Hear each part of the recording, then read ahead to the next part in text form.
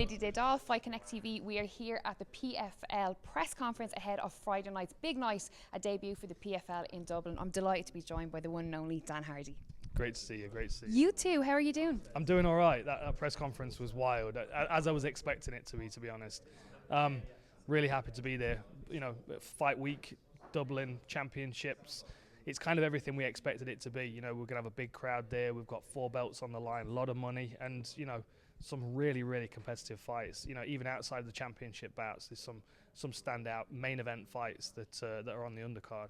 Absolutely. I mean, it was great to you know, hear you kind of host the press conference there, and I think that everyone that was in attendance, including the media, like sort of like respect you that little bit more, because they know you've been in there, they know you've walked the walk, talked the talk. For you, you know, do you feel a sense of pride, I suppose, in having that background, having the career that you've had, and getting now to sort of have this different angle and be with the PFL and to have the sort of the supportive role that you have with the coordination with the fighters? It seems to kind of all be a bit of a 360 journey for you. Yeah, it has. I mean, I've been very fortunate. You know, I never really knew what I was going to do after I finished fighting.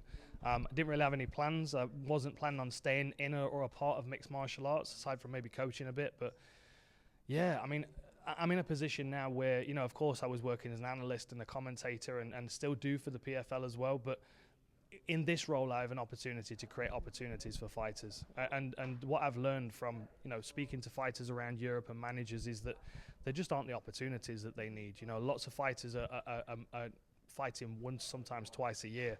So to have an event like this where we can create these opportunities, and then of course 4 European championships with $100,000 attached to each one.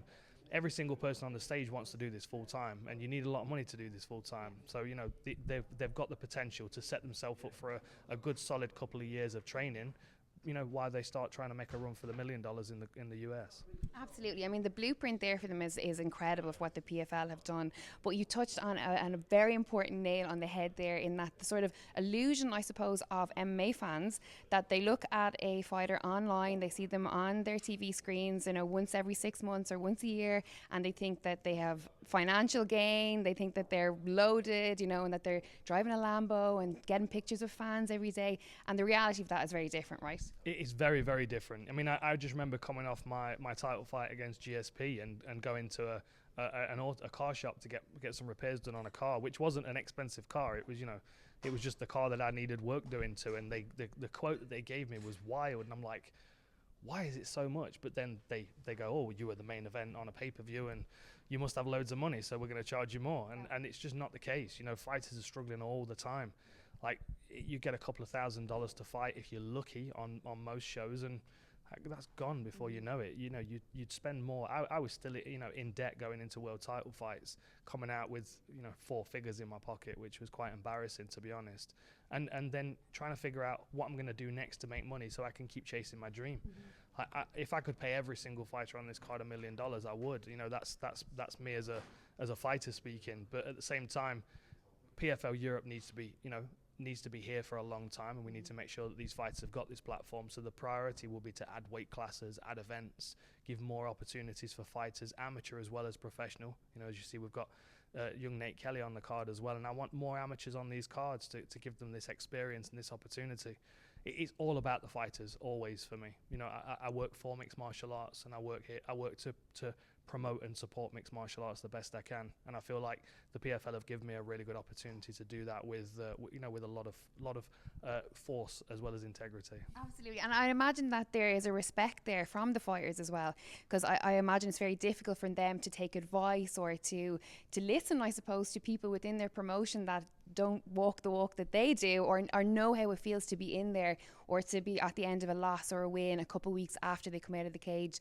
And from my own experience in media, you know, it's the 2 or 3 months after the fight that's the hard time, because they've nothing coming up, they're just off a win or just off a loss, and they're trying to stay focused, and they're thinking about money, and there's all these different things that we just don't really, you know, we kind of take for granted as fans, I suppose.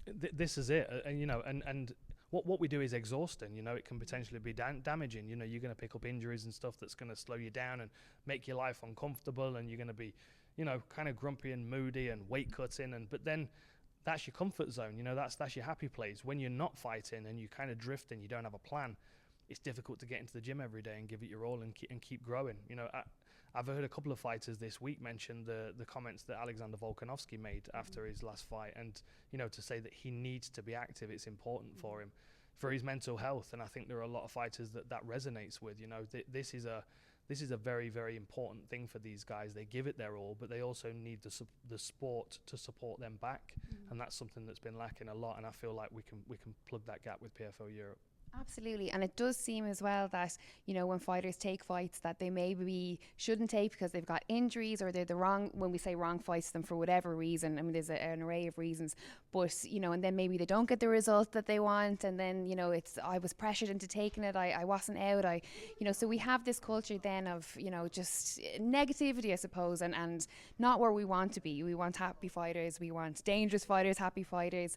And it touched on an interview that I just done here at the press conference with Mark Casey, and I asked him if he could have one wish, or if he would change anything about the sport as a whole. He would say that he would like fighters to stick together. He was like, I would like a union. He was like, where you find when something happens to you in the sport, you're very much on your own, and he said that needs to change. Would you echo that same sentiment? Yeah, I would, absolutely. I've had a lot of conversations with a lot of people about fighter unions, and I think that we are moving in that direction. Absolutely, I would be in support of it, because we need fighters to stand together. Something that stood out to me, which was upsetting at the time, to be honest, was when obviously Ngannou was going through his process of dealing with the UFC, and the negotiations not going well. At the same time as that was happening, you had other champions getting big paychecks to keep their mouth shut and stay segregated. Keep them separate. And that's, divide and conquer is the plan. Like, this is why a fighters union has been fought so hard by promoters around the world, because that gives the fighters a strength that the promoters don't want them to have.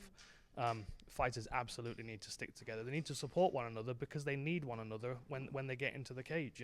Like, you can't fight if you don't have other people around you. And the more people that have got support, financial support, moral, and what's the word? I mean, as long as the fighters have got the support they need, they're going to be at their best. As you said, a healthy fighter is a dangerous fighter. A happy fighter is a dangerous fighter.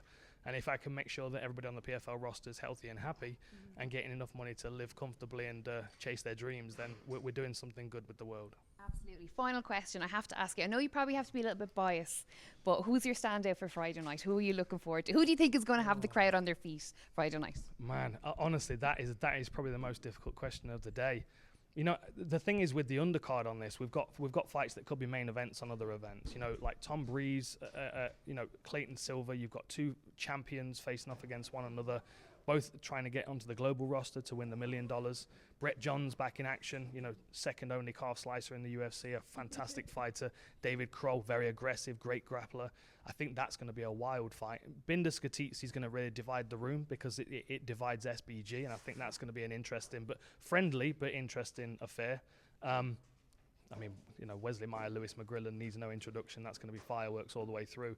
But, superstars all the way up the card. This is why Dylan Tuke's higher up on the card as well. Even though he's not in the championships, he is a superstar. You can tell that. Same with Yazid Shishain. He's got a big following in France, and his name is growing. His brand is growing. And then, Nate Kelly in the main event. Like, as soon as we announced him, like I said, the tickets just started rolling out. I think he's been traveling around the world and fighting on the PFL shows and not really understood how his fan base has grown here.